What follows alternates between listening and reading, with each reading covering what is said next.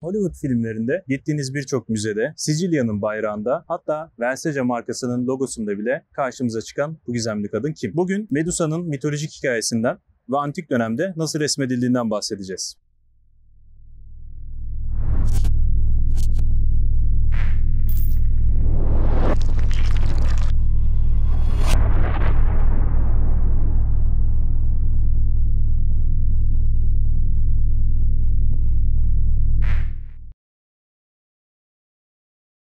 Mitolojik hikayesine göre Medusa, güzel saçlı ve ak yanaklı bir kadındır. Medusa, Stereo ve Uriel isimli iki kız kardeşiyle birlikte yaşar. Fakat bir gün denizler tanrısı Poseidon, Medusa'yı görür ve onunla birlikte olmak ister. Medusa ise kendini Poseidon'dan koruyabilmek için savaş tanrıçası Athena'nın tapınağına sığınır. Ancak bu Poseidon'u durdurmaz. Athena'nın tapınağında Medusa'ya zorla sahip olur. Saldırıya uğrayan Medusa'nın başına gelen bu korkunç olay yetmezmiş gibi bir de Athena tarafından kötülük görür. Athena kendi tapınağının kirlendiğini bahane ederek Medusa'yı lanetler. Artık Medusa yılan saçlı, kocaman iri yakut gözlü, belden aşağısı yılan şeklinde ve onu gören herkesi taşa çeviren bir yaratık olmuştur. Aynı kaderi Medusa ile birlikte kız kardeşleri de paylaşmaktadır. Antik Yunan sanatında Gorgon diye bilinen yaratıklar işte bu üç kız kardeştir. Üç kız kardeş Libya çöllerinde bir mağarada insanlara ve özellikle de erkeklere karşı nefret dolu bir hayat sürmeye başlarlar. Tüm bu olaylar yaşanırken dünyanın bambaşka bir yerinde Perseus isimli bir genç ise kendi sorunlarıyla uğraşmaktadır. Perseus'un annesi zorla bir kralla evlendirilmek üzeredir. Ayrıca bu üvey baba sırf Perseus'u ölüme göndermek için düğün hediyesi olarak üvey oğlundan Medusa'nın başını ister. Genç adam farklı tanrıların yardımıyla Medusa ve diğer iki Gorgon kardeşin yaşadığı mağarayı bulur.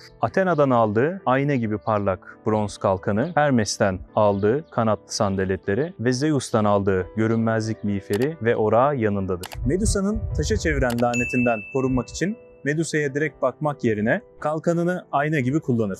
Perseus tam gün doğumunda mağaraya sırtı dönük bir şekilde geri geri yürüyerek kalkanındaki yansımaya bakarak girer. Medusa uyurken ona usulca yaklaşır ve boynunu bir hamlede keser. Perseus Medusa'nın kesik başını heybesine koyar. Bu esnada Medusa'nın çığlıklarına uyanan kız kardeşleri Perseus'u kovalamaya başlar. Genç adam onların hışmından kaçmak için kanatlı sandaletlerini ve görünmezlik miğferini kullanarak mağaradan sağ salim çıkmayı başarır. Mağarada ise Medusa'nın kesik başından Pegasus isimli kanatlı bir at dünyaya gelir ve Medusa'nın kafasından damlayan kanlardan Libya çöllerinde kobralar doğar.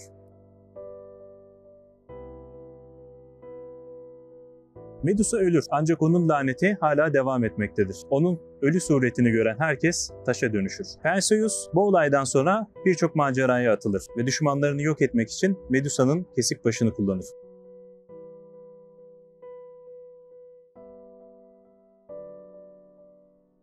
Ancak hikayenin sonunda Perseus, Medusa'nın kesik başını Athena'ya verir. Athena, Medusa'dan hıncını almış olacak ki onu kalkanın üzerine yerleştirir.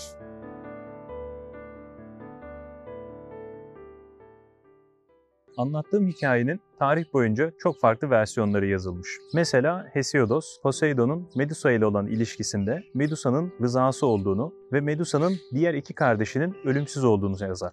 Apollodoros'a göre ise Medusa, Athena'dan bile daha güzel olduğunu iddia ettiği için lanetlenmiştir. Lucian da Medusa'nın güzelliğini öve öve bitiremez. Hatta Medusa'yı görenlerin onun güzelliği karşısında nefeslerinin kesildiğini ve aynı bir taş gibi dona kaldıklarını söyler. Bazı yazarlar Medusa'nın sırtında kanatları olduğunu, bazıları ellerinin bronzdan olduğunu söyler.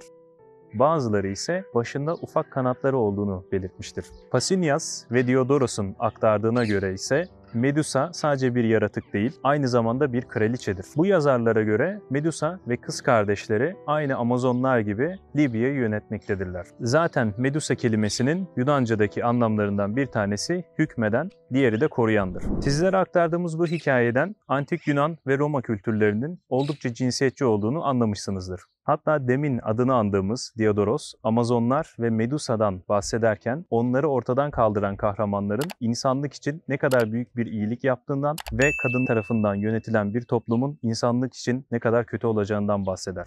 Erkekler tarafından bir yaratık olarak betimlenen Medusa aynı zamanda bir koruyucudur da. Medusa, antik dönemdeki birçok eserde tılsım olarak karşımıza çıkar. Daha önceki videolarımızda bahsettiğimiz gibi antik dönemdeki birçok yapının girişinde veya çatısında Medusa figürleri görülmektedir. Bu yapılarda bahsettiğimiz Medusa figürleri genellikle izleyicilere direkt bakacak şekilde konumlandırılmışlardır. Kimi araştırmacılara göre ise bu Medusa yüzleri sadece birer tılsım değildir. Aynı zamanda bu Medusa başları kuşlar ve diğer hayvanları yapıların çatılarından uzak tutmaya yarayan korkuluklardır da. Medusa ve diğer gorgonlar arkaik dönem sanatında genellikle sırtları kanatlı, iri dişleri, korkunç yüzleri ve kocaman gözleriyle betimlenmişlerdi. Ayrıca belirtmekte fayda var ki bu dönem sanatındaki diğer figürler gorgonlar gibi izleyiciye direkt bakmazlar. Aynı dönemin seramiklerinde de yine aynı şekilde betimlenen gorgonları görmek mümkün. Ayrıca birçok kültürde Medusa'nınki gibi iri ve büyük gözler nazar ve koruyuculuk ile ilişkilendirilmekte. Üstlerine büyük gözler çizilmiş, kulpları da kulaklar şeklinde resmedilmiş olan bu göz kapları da oldukça ilgi çekici örnekler. Bu kaplardan şarap içen kişiler yüzlerine aynı maske takmış gibi görünürler. Bu kaplar M.Ö. 6. yüzyılda özellikle Atina ve çevresinde yaygındı. Bu göz kaplarının bazılarında Medusa ve Gorgonlar betimlenirken bazılarında oldukça farklı hikayeler resmedilmiş.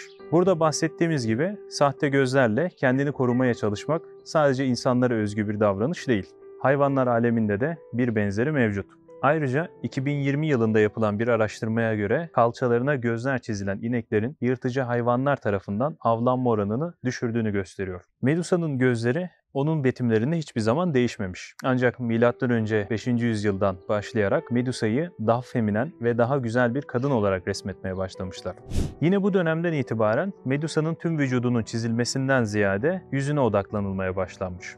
Özellikle Roma döneminde bu betimlenme şekli daha da belirgin bir hale gelmiş. Benzer şekilde de Roma dönemi edebi eserlerinde Medusa korkulacak bir varlıktan daha ziyade öldürülmeye mahkum bir kurbana dönüşmüş. Yine bu dönemden itibaren Medusa motiflerinin yer mozaiklerinde, lahitlerde, yüzük ve kolye gibi takılarda daha sık görülmeye başlar. Özellikle kadınların mezarlarında sıklıkla karşımıza çıkan ölü hediyelerindendir. Bu tarzda işlenmiş Medusalardan en güzel örneklerinden 2 tanesi günümüzde İstanbul'da Yerebatan Sarnıcı'nda. Eğer daha önce Yerebatan Sarnıcı'na gittiyseniz burada sütunlar altında adeta ezilmekte olan 2 tane Medusa'yı görmüşsünüzdür. Bu başlar aslında Yerebatan Sarnıcı için yapılmamışlar. Bunun yerine Yerebatan Sarnıcı'ndan daha eski bir yapıdan alınmış veya onun kalıntılarından çıkartılarak buradaki inşaatta kullanılmış. Bu nakış gibi işlenmiş olan mermerleri neden bir su deposunun dibine koymuşlar diye merak ediyorsanız Yerebatan Sarnıcı'nın yapıldığı dönemi incelemeniz yeterli. Bahsettiğimiz sarnıç Ayasofya ile aynı dönemde yani milattan sonra 6. yüzyılda yapılmış. Sarnıç yapıldığı dönemde çok tanrılı dinler Roma İmparatorluğu'nda uzun bir süredir zaten yasaktı. Tüm bu yasakların sonucunda da pagan dinin sembollerinden birinin Hristiyanlar tarafından kaldırılmak istenmesi oldukça anlaşılabilir bir şey. Yerebatan Sarnıcı'ndaki Medusa kafalarından putların yıkılması ve pagan simgelerin yer altına gömülmesi gibi bir anlam çıkartmak da mümkün. Ancak buradaki başların neden düz bir şekilde durmadığının net bir cevabı yok. Bir efsaneye göre